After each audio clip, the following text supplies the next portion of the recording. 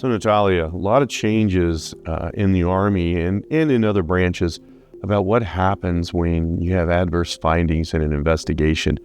Recently, the Army implemented this program, they call it AAIP, where those adverse findings are summarized by a JAG officer and then uploaded to your official file. We've got another video where we talk about that whole process. But what should somebody who's facing these adverse findings now do to have an effective rebuttal and response? First, they understand the process, but what's the purpose of the rebuttal? Yeah, I mean, the rebuttal is actually a huge opportunity for the client. So whenever the government, has the potential to take something away or to impact a career, they have to give you some due process. So the AAIP due process that's built into that is the ability to see the entire investigation, not just the allegations, but the entire investigation, including, witness statements, anything that you might need to be able to formulate an effective response.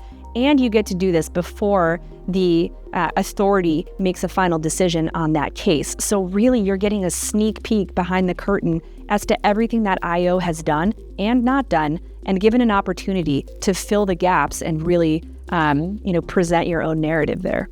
So I've had the opportunity to really work closely with some senior ranking individuals who are facing AAIP and findings or adverse findings. Heck, last night I was up until 4 a.m. working on one of these things. But what I've noticed is mostly these senior lieutenant colonels, senior colonels, majors, are the ones facing these AAIPs, which will effectively, if filed in their official file, end their career. Yeah, it's definitely not great. When a promotion board is sitting looking at all these different files of a lot of qualified individuals, but one of them has an adverse finding, it really becomes an easy answer for them as to who to promote. And unfortunately, those individuals could sometimes fall to the bottom of the pack. So an effective rebuttal, it would involve rebutting the evidence against you, clarifying issues, maybe providing a statement, explaining things, doing your own factual investigation. And we've talked about this before. The people who usually do these investigations aren't professional investigators. Conducting your own investigation. Yep, and you have, with the law office of Willem Helligson, combined experience of decades of individuals that have not only, participated as IOs themselves, but have spent a good chunk of their careers advising on what a proper investigation is supposed to look like, as well as doing legal reviews where they take these, completed investigations and pick it apart for the command. And now, you could have someone like that in your corner that is actually able to look at a completed investigation with a critical eye and give personalized advice on how to reshape and advocate and tell, the client's story effectively. I know the most recent investigation or AAIP investigation that we responded to involved a senior colonel who's not guaranteed to make a general officer, but who's certainly competitive. And in that investigation, the investigating officer, in our opinion, did a woefully inadequate job of investigating. There were countless witnesses that weren't investigated. There were countless statements that weren't done. I brought in another lawyer from my team. So he had 2 lawyers, civilian, and 1 military lawyer conducting the defense counter investigation. And when it was all said and done, we had done 36 interviews and created 26 written statements that were in addition and new people that were not investigated by the IO.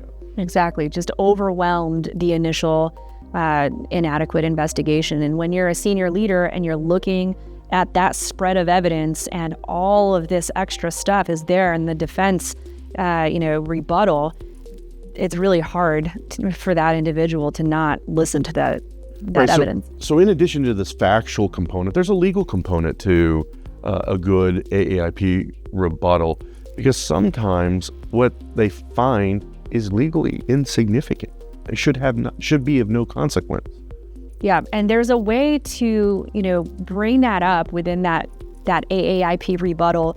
And if there's some small level of misconduct that may have occurred, but it doesn't rise to the level of, needing to end someone's career, it's possible to request that the language in that final finding by the approval authority be such that it's like, okay, maybe some minor things happen, but it doesn't rise to the level of having to be reported by the AAIP. And that is a really great way to walk the dog sometimes when maybe something happened, but it really wasn't nearly as egregious as that initial allegation painted it out to be. Which I think is important, that you always maintain a very professional tone, even if you think the investigation really sucked. Yes. And I mean, you never want to, make anyone angry. It's important to remember that this is a human-driven process. On the other side of every one of these investigations are groups of people that are going to read it and have, a reaction to it. So you always have to be professional. You never want to be insulting, but it is our job to zealously advocate for our clients and to present that information that the approval authority needs to be considering. Right. I've always discovered in the process of advocating for a client, it's much easier for me to say, hey, that guy is full of crap, than it is for my client to point to him and say, hey, he's full. That is one of the best things about having an attorney on your side. I mean, behind closed doors, let us know all of that, right? If you're the client and you know that someone's got a bone to pick with you and that they're being unfair and treating you unfairly, let that all out to your counsel. And then we take that, distill it, and let us be the bad guys to paint that out, in the... Yeah, I hate to put you on the spot like this, but you recently had a case where you lambasted the staff judge advocate's office who was advising the CG on this. And sometimes that is necessary. Definitely not something that, I take any joy in doing, but sometimes you have to be able to bring those problems up, like you said, in a professional way when there's some conflicts of interest, right? Like if somebody relies on the advice of individuals within that office and then they come back and act as legal advisors on the investigation, and then those same exact people are then advising the general officer and the approving authority, that's a problem. Right. I mean, so I advise the IO, and I tell the IO, hey, this is good investigation, and then I change hats and I walk down the hall and I advise the CG as to the investigation. That makes no sense. Right. Or even further, your advice is what got somebody into hot water. The advice of that office having been followed is the whole reason for the investigation. That is bonkers. Yeah. So if you're facing adverse investigation findings, give us a call. We are the law office of Will M. Hellickson. We are your warrior advocates. You defend the nation. We defend you.